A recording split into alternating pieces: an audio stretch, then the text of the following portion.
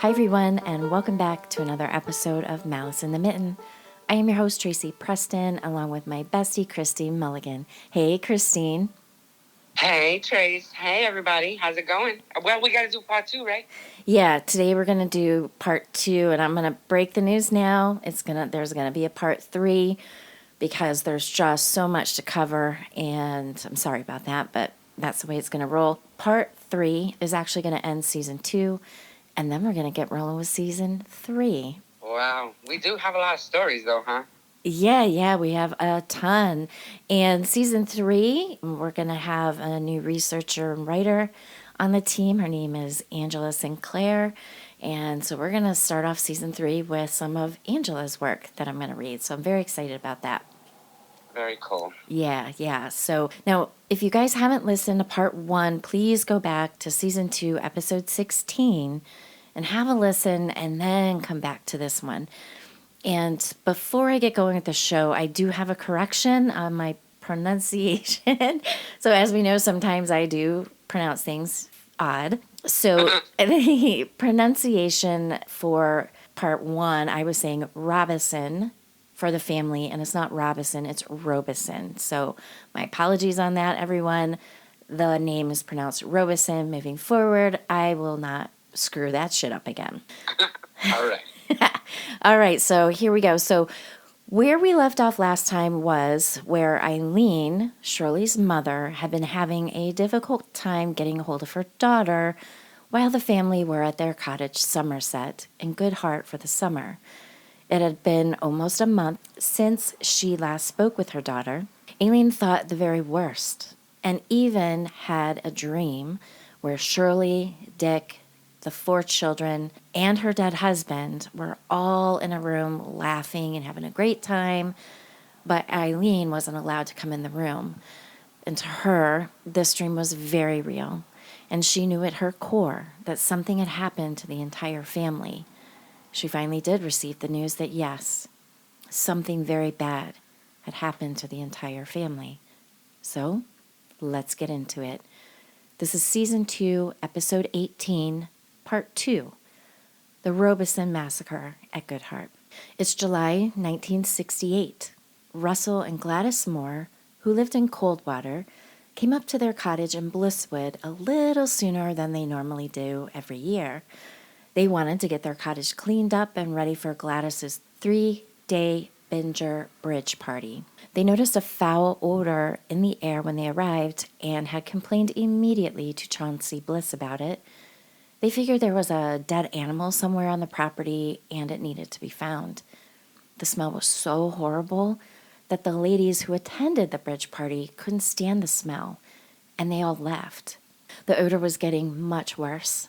Gladys said, quote, "We had our card table outside because it was so hot, but when the wind changed to the north, the stench was so bad we could hardly stand it. First, our place gets broken into for a sex party, and now this?" Not only did Chauncey and his son Monty build the cabins at Blisswood, they were also the caretakers of the cottages and property year-round. As far as the Blisses knew, the Robisons were away on their big trip south. As I mentioned in part 1, they were off to Kentucky and Florida. While they were away, Chauncey had been over to Somerset, watering the flowers, and he too noticed a foul odor while he was there. Now that Gladys had complained a second time about the smell, Chauncey sent his son Monty over to Somerset to find whatever dead animal may be over there and get rid of it. Remember in part 1 where I talked about the uniqueness of the rustic cabins, such as that leather strap and hook that was used to lock the doors of the cabins? Well, the leather strap that latches the front door was pulled inside, which would make it almost impossible to open the door unless you were inside the cottage. Monty, along with Steve Shenanigans, a local Indian man who helped build the cottages, they were looking through the windows to see if they could see anything, but the drapes were drawn and they couldn't see anything. So they walked to the back of the cottage and found the back door was padlocked. They were just going to have to break in. They took off the molding around the door and were able to get a file through just enough so they could lift the latch, which would allow them to pull the door open. Once the door was open, the stench was almost unbearable. Both Monty and Steve immediately covered their nose and mouth with their hands.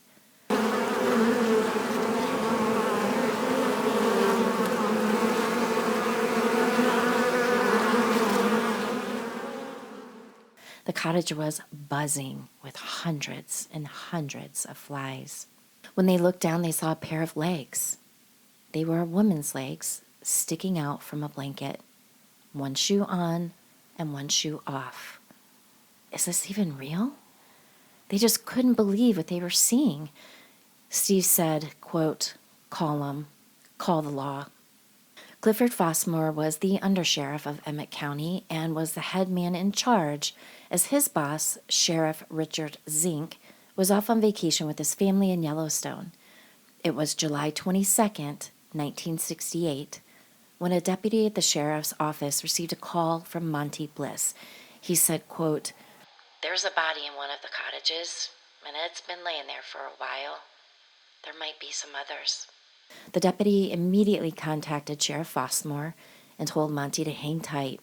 Sheriff Fossmore, 3 other sheriff's deputies, the county prosecutor, the Mackinac City Police Chief, a reporter for the local paper, a Petoskey City patrolman, and a local parole officer were all on their way to Blisswood.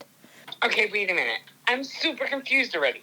And we're just going to skim over that their cabin was broken in for a sex party? Like, where did that come in? No, that was the neighbors. That was Gladys and her husband.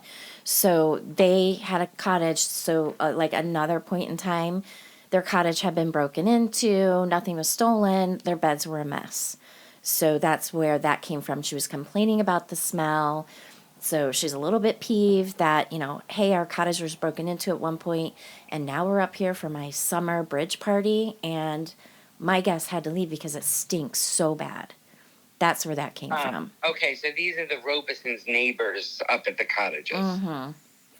Okay, all right. I'm back on board. Okay. Okay. All right. So Somerset was so private and remote that the sheriff needed Monty to meet them all at the bottom of the road and guide them up to the cottage.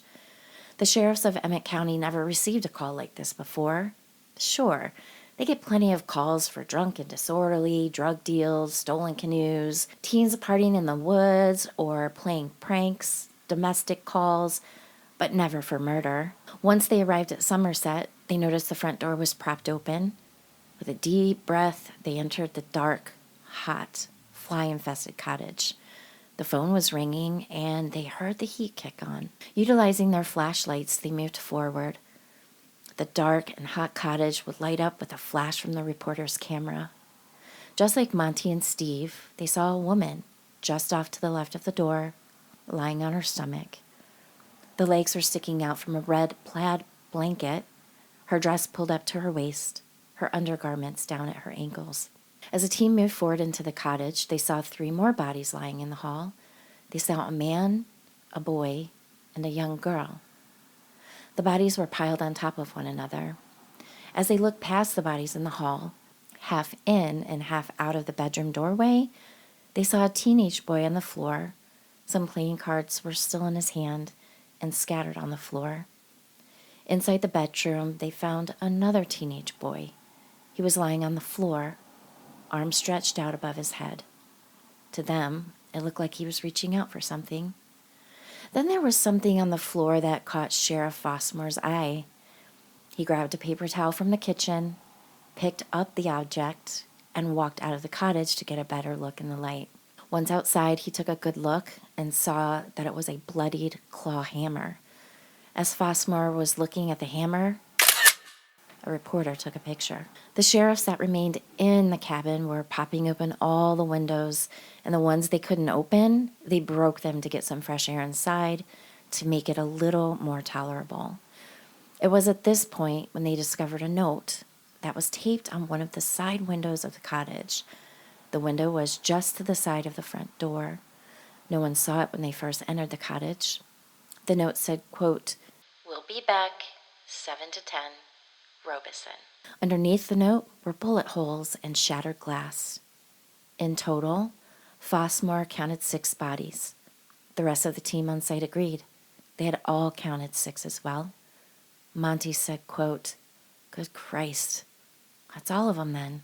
The whole family." The bodies that were found were Dick Robison, he was 42 years old, Shirley Robison, she was 40, Richie, 19, Gary, 17, Randy, 12, and Susan at just 7 years old. Monty told police that the Robison family had arrived at Somerset on June 16th. Monty told the police that he thought a raccoon had been wounded.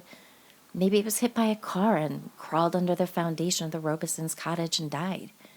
Monty said he had looked previously but never could find a raccoon, and now he knows why. July 22nd, 1968. Wayne Richard Smith, the Emmett County prosecutor, said, quote, "We don't know anything. We don't know how it was done, why it was done, or for sure exactly when it was done. And we certainly don't know who did it. All we know is it was done." It's crazy. There's no other neighbors that were close enough. So it could have happened at any time between, what'd you say, June 16th and July 22nd? Mm-hmm. Did they ever find out a time of death exactly? Like, do they narrow that down? Yeah, we have a timeline that's coming up. Yeah. All right. Yeah. All right. The Michigan State Police were brought up to assist in the investigation because, as I mentioned before, the Emmett County sheriffs were just not experienced with investigating murder. The murdered bodies of the Robisons had been decomposing for almost a month inside their heated cottage in the throes of the July heat. Their bodies were covered in flies, maggots, carpenter ants, millipedes, fungi, and sow bugs. And I was like, I know what all those are, but I didn't know what a sow bug was. So I looked it up. So a sow bug is very similar looking to a pill bug. You know, like they kind of look like they have armor on them, and when you touch them, they curl up into a ball. Well, a sow bug can't roll up. They look very similar to a pill bug, and they both belong to a type of crustacean family. They like moist environments and feed on decaying organic material. Upon the arrival of the Michigan State Police, they couldn't help but smell the foul stench of death that hung thick in the air. They had a job to do, and it was time to get inside of Somerset. As they were heading into the cottage, they noticed there were 2 cars parked in the Robisons' driveway. Quote, "The first to be documented was Shirley, face down, lying on the floor in the living room. She had one shoe on, and the other shoe was on a chair. Her legs spread, toes pointed inward, white panties and girdle that were cut and pulled down to her left ankle. A plaid red blanket covered her from the waist up, and her dress and slip were pulled above her waist, leaving her nakedness exposed. It was surmised that Shirley most likely had been raped." Next, they moved to the hallway and the pile of bodies there. Dick was on his stomach, his face pressed against the furnace's register. On top of Dick was his son Randall, the youngest of the boys. He was also face down, his legs resting on top of his father's shoulders. Wedged between the wall and Randall was Susan, the youngest of the Robisons, and their only daughter. As they moved forward to the back bedroom, they saw a tall teenage boy lying on his stomach. He was lying half in the hallway and half in the bedroom. This was their oldest son, Richard Jr. As the police moved further into the bedroom, they saw Gary, the other teenage boy. He was on his back with his arms extended outward. The officers had to be careful of where they stepped, as there were, dried pools of blood and bloody drag marks on the floor. They had noted the playing cards on the table in the corner of the living room, an opened suitcase, and coats laying over the couch. Now, it's interesting. I just had this thought as I was reading this because, they're saying, oh, this boy is, face down, his arms are stretched out, but then, like, he's reaching for something. But then they notice drag marks on the floor, so my brain immediately goes to, well, his arms were out because he was dragged into the bedroom. What do you think? Yeah, probably. Or maybe they dragged him by his arms. That's what I'm saying. Grabbed him and dragged him in there. So that just kind of came to me. So, Dr. Richard Weber, a medical examiner from Petoskey, arrived at Somerset in the early evening of July 22nd. He, like the others, went inside the cottage to assess the bodies at the scene. While the ME was inside the cottage, sheriffs started interviewing those that were outside.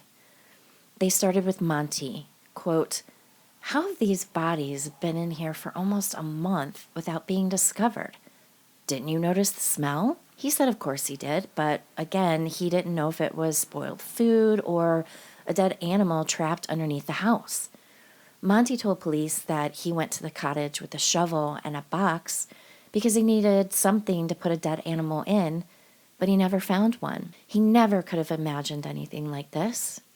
Monty also told police that the last time he had seen the Robisons was June 24th, and he was absolutely positive about that date because it was just one day before his teenage son Norman had died in a motorcycle accident. He said that on the 24th, Dick had stopped by to see Monty and his wife to give his condolences.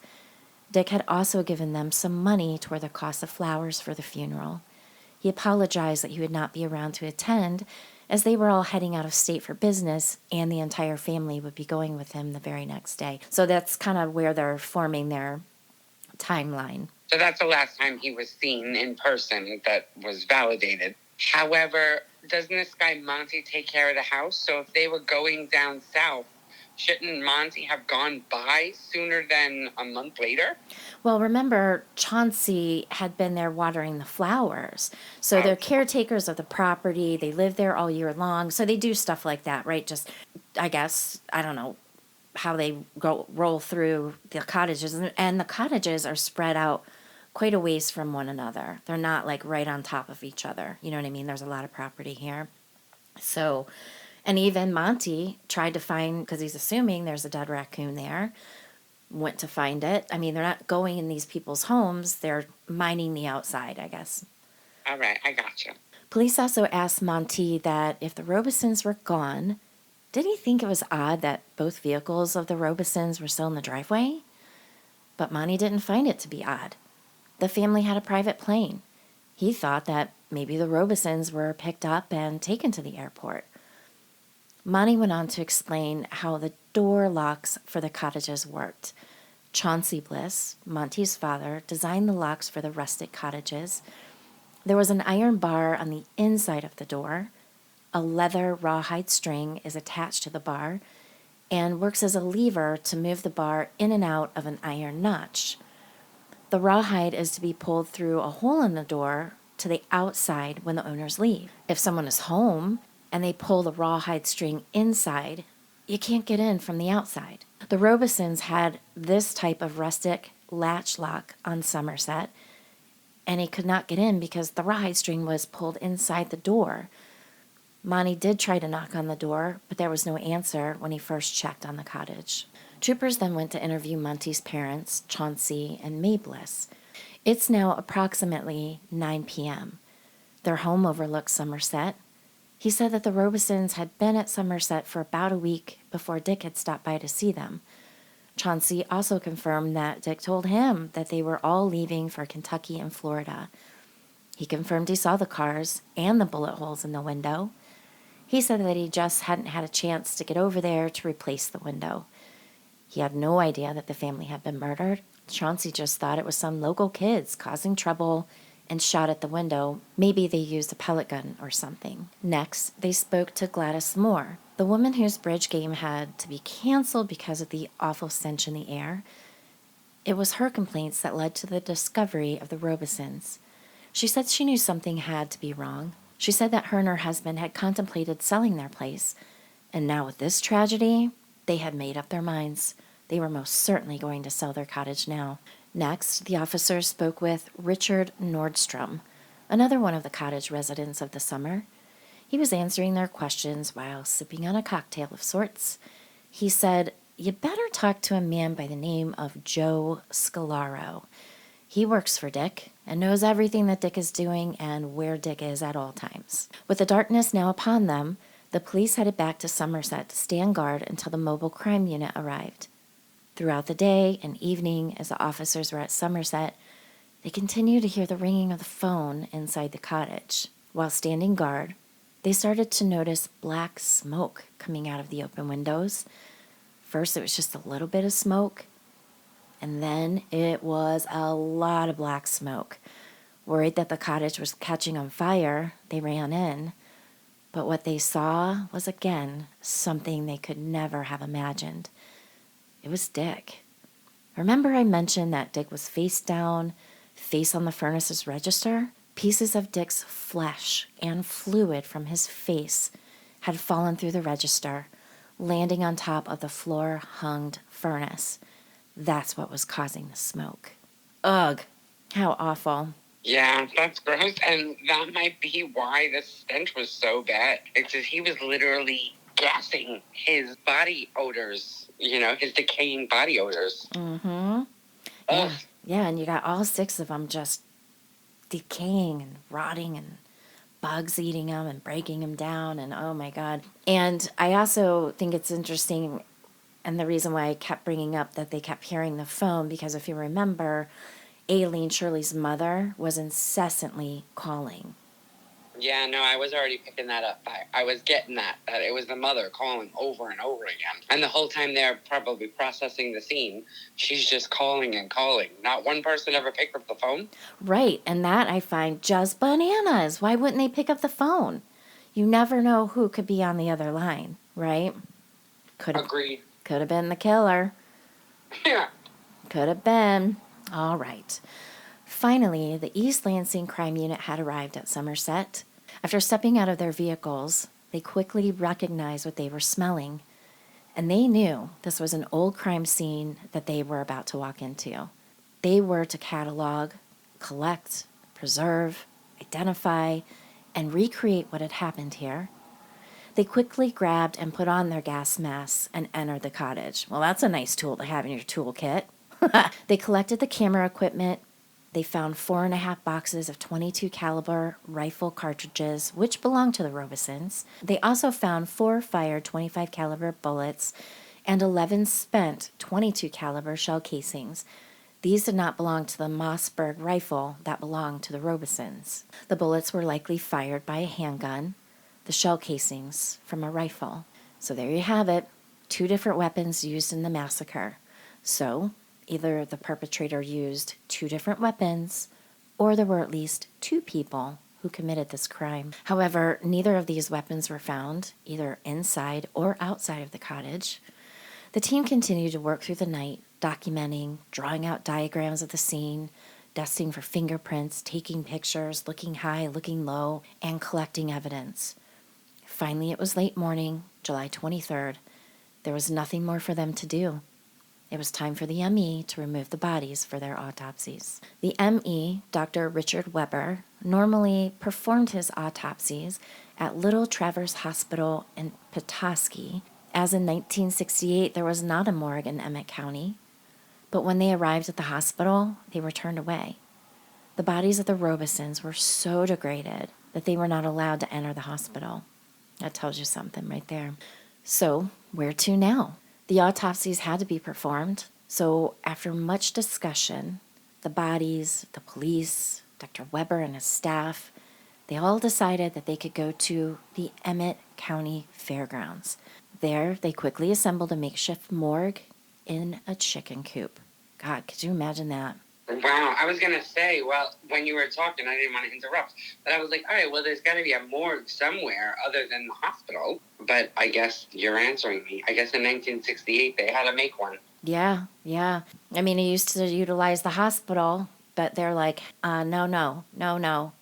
Nope, you're not bringing those bodies in that state in this hospital. Because think about it. Bugs, disease probably all over them. Who knows? Yeah, but it's just crazy. That's just kind of crazy. But then again, we're talking about 1968. Yeah. So there were 2 pathologists, Dr. Weber and Dr. Webster, and they worked these autopsies in just 4.5 hours. All 6 autopsies completed, all 6 deaths ruled a homicide. Cause of death were gunshots to the head, and both Susan and Dick had blunt force trauma to the head as well. So Susan's the little girl. Dr. Weber said, quote, probably from a hammer due to its crescent shape. Items found and removed from Shirley, quote, on her wedding finger was her wedding band, but what was missing was her 3¼ carat engagement ring. Now, if you recall from part 1, Eileen, Shirley's mother, told her, hey, you better not take that with you, right? Leave it in a safety deposit box. People get killed for stuff like that. But Shirley's like, no, it's fine. I'm never going to take it off. Well, now it's gone. Shirley's watch was also removed, and it's noted that the time on her watch had stopped at 6:40. Next, from Dick, his watch was removed, and the time had also stopped on his watch as well. The time on his watch stopped at 9:59. Dick's wedding band was in place, and then it was removed. On his right hand was his Mason's ring, and he had a St. Christopher's medal on a necklace. Those were also removed. The boys, they removed Timex watches, handkerchiefs, and combs from their pocket, along with their wallets, which each contained a crisp $10 bill. Lastly, there's Susan. All that was on her body to be removed were her pink plastic pigtail holders. A local veterinarian in Petoskey also offered his x-ray equipment to be used for the bodies. So, here are the findings of the autopsies. Now, I took this from an article in MLive. Shirley, she was shot once in the head with a .25 caliber slug. Dick, he was shot in the head, also with a .25 caliber slug. He had skull fractures and evidence of blunt force trauma. A .22 caliber slug was also found in his chest. Investigators believe he initially was shot in the chest with a .22 caliber rifle, then in the head with a pistol. Richard, he had multiple gunshot wounds to the head linked to a .25 caliber slug. Gary, he had 2 gunshot wounds to the head, both linked to a .25 caliber slug. And there was a second autopsy performed later, and we'll get to that in part 3. But that second autopsy found a .22 caliber slug in his back, so again, from a rifle. Randall, he had a gunshot wound to the head, but no bullets were recovered during his autopsy, so I'm thinking that's a through and through. Susan, this little girl, was shot in the face with a .25 caliber slug. That was removed from her clothing. She also had a skull fracture thought to come from the hammer found in the cottage. So what was the motive? Where is the person or persons who had done this to the Robisons? Police were trying to figure out how this all went down. There were no signs of forced entry other than the prime marks on the molding from Steve and Monty, so they figured they must have known the person and let them in. They also figured out that someone had staked out Somerset in the woods and shot at the family from there before making their way to the cottage to finish the job. Could this be how it happened? At this point, it's just theory. Detective Stearns and Fliss of the Michigan State Police Department were assigned to solving the Robison murders. They determined the following timeline. June 16th, the family travels in 2 cars from their home in Lathrop Village to their cottage in Goodhart. June 23rd, Shirley's mother Aileen calls and speaks with her daughter Shirley and is told that they are all having a good time. During this call, Aileen said her daughter never mentioned that they would all be taking a trip and leaving Goodhart. June 24th, the family heads to Petoskey to go shopping. Upon their return, they learn that Monty Bliss's son was killed on June 23rd at night on his motorcycle. And this is when Dick visited the family to give his condolences and money for flowers for their son's funeral. This is when Dick also told them that he would be taking the family on a business trip, and this is why they will not be available to attend, as they were to leave the next day, June 25th, for Kentucky and Florida. They were to be gone for about 3 weeks. June 25th, Russell Figg, a tree trimmer, along with his helper, arrive at Somerset at 9:38 in the morning. Dick had contracted them to do some work at the cottage. As Figg was speaking with Dick upon their arrival, Dick mentioned that he was waiting on a long-distance call to let him know when their plane would be ready to take them on their trip. They would either be leaving later that day or tomorrow. Dick places 2 calls in the morning to his banker to discuss his finances. One call was at 10 a.m. and the second was at 10:30 a.m. Figg moves on with his work and tells detectives that he saw most of the family members that day. Fig and his helper finish their work for that day at 4:30 p.m., and he is paid by Dick with a personal check. At either 8 or 9 p.m., the neighbors reported hearing gunshots. June 26th, Fig returns to complete his work and stays until 5 p.m. While at Somerset, he didn't see any of the family members. Were these murders just a random act, or was there a motive? If the target was Dick, detectives needed to find out why. Now it was time for them to dig into who Dick was. They found Dick was a hard-working man and that he had founded his business, R.C. Robison and Associates, which was an advertisement agency in the Detroit area. Dick had also started his arts magazine called Impresario, and this magazine highlighted the art culture scene in Detroit and other cities as well. They didn't really uncover much there. To them, Dick seemed to be on the up and up, but as time and the investigation moved forward, they did find that Dick played the upstanding husband with his family, but when it came to business, he almost inspired corruption and loyalty in the men that worked with him. Dick liked art, money, and prestige, and he wanted all of these things in abundance. And if you got in his way, you better watch out. If Dick didn't like you, he would bully you. Some of the people that worked for him would describe him as, quote, a tyrant, a schizophrenic. He would act paranoid, be secretive, and held dogmatic opinions. He was also called brilliant, a genius, with a magnetic personality and a sincere religious faith. Okay, so they paint him in both lights. He was good and evil, and he was a regular man's man at the time. Yep. What I'm interested in is that you were going through the timeline. I didn't want to interrupt you, but the Fig, Mr. Fig, he was the tree trimmer, right? Is that what you said? Yep. Okay, but he said he had a helper with him. And then when he came back the next day, did his helper also come with him again? Is that anywhere in the research that you did? He may have been. I just don't recall, to be honest.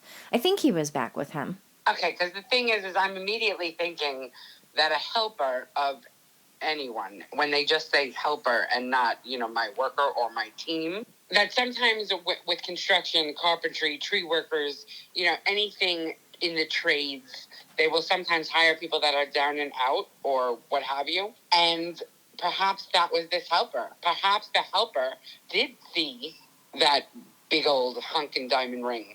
And he came back with a group of his friends later, and maybe that was what happened. I don't know. That's immediately what I was thinking when you talked about that. Yeah, could be. Could be. Because, crimes are usually crimes of opportunity. This family is out there, and they got a big honking ring on her finger that he might have caught a glimpse of.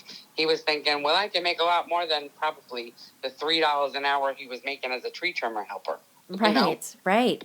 Shiny, shiny, sparkle, sparkle. Ooh, right? Yeah. You never know. Yeah. Interesting if there's anywhere that they talk about the helper. Because he was there that day, and that night somebody came back and attacked them. And also, we didn't really talk about it too much, but at the crime scene itself, it seems like there was a pack of them. It seems like there was probably even more than two. Because one of them was armed with a hammer, one of them was definitely wrestling and raping, and then two others had guns. I don't know, I totally envisioned, a pack of people with no good intentions came in with the intent to rob them. Right, and also think about it. If you didn't know how to get there, you'd never find it. So exactly, another good point of that helper being highly sus. Highly sus. There's a big suspect list, and we're going to get into that in part 3. It's huge. All right, so I'm just getting ahead of myself again. That's how you roll, girl. Per usual. Per usual. All right, let's finish this up. So Dick had told his father, and Shirley had told her best friend and neighbor, Margaret, that a man would be coming to stay with them in Good Heart for a couple of days, and then they would be traveling with the family to Kentucky and Florida prior to the deaths. So I want to back up there. So remember when we ended part 1, I didn't really take note or didn't remember or didn't get to that part yet, but you were like, why is the neighbor calling her over? Well, here we go. It's her very best friend and her neighbor. Remember? And she's like, come have some coffee with me. And you're like, why is the neighbor going over there? And then her kid showed up. Yeah. Yeah. So it's her bestie. Okay. All right. So Margaret had told detectives that she had called Shirley sometime in mid-June, right before they had left for Somerset. And Shirley was all worried. She was fretting because remember, she loves to throw those big parties and quite the hostess and all that jazz. So she was worried that the cottage wouldn't be presentable for their guests. So that ties into why Mr. Fig was on site, because they're only there like once a year in the summer. There again is why Mr. Fig was there, like, clean this shit up, trim up bushes, trim trees, do what you need to do. We got special company coming, right? So while they were still home, Dick had called Shirley, and this is what she told Margaret, that Dick had called her. He knew she was fretting about this guy because she'd never met him before, and it's a business associate, and she wants to put her best foot forward, so to speak. So Dick had called Shirley. He was with their upcoming guest and even put the guest on the phone with her. He said, quote, "Don't make any fuss. I'm just coming up to relax. Maybe you could make me some pasties. Dick tells me this is a local specialty up there." And when speaking with the police, Margaret could not recall the man's name, but Dick's father sure did. He said it was unusual. It was pronounced Robert, and that it would be the man's jet that the family would travel in. Dick's father told police that Dick's right-hand man was Joe Scalaro. He should know all of this as well, and perhaps would be able to give more information. After all, Joe Scalaro was Dick's right-hand man, and Dick trusted Joe completely to run his business while he was away. My goodness. I totally had forgotten about that whole thing, that they were supposed to go away. So his business partner knows that they were going away. He was going to do business deals. So this whole month that their bodies were laying in their cabin, nobody on the business side of his world were calling in, like, where's this guy? Like, he was supposed to show up. Like, so that in and of itself is highly sus, that nobody in his business world had been looking for him all this time. Right. And also, if we go back to part 1, remember, like, Joe or Dick is at this point and he's like, I've got you. You're my right-hand man. I want to work from home, or I'm going to be up at the cabin. Don't bother me. Shoe fly, don't bother me. Call Joe.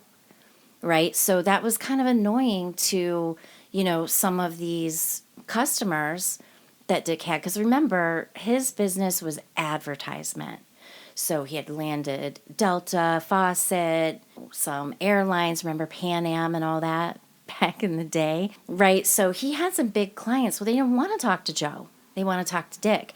So that's kind of not so unusual, because Dick was like, no, I'm not taking any calls. And it was really chafing their ass a little bit about it. But that's just kind of the way it was. Yeah, but for Joe not to have any contact with Dick that whole time, that's a big hot red flag sus. Yeah. So we got 2 susses so far, right? We got Joe. Yeah. And then we got the helper and with Mr. Fig. Yeah, the rando. Okay.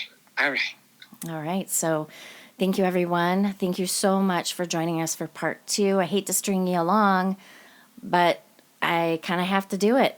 We're going to do part 3 where we get into the suspects. So again, thank you for joining us, everyone. Have a great week, and we'll see you back on Round Robin on Wednesday. I hate the wait, but all right. I'm waiting for the rest of you. See you next week. See you next week, everyone. Bye.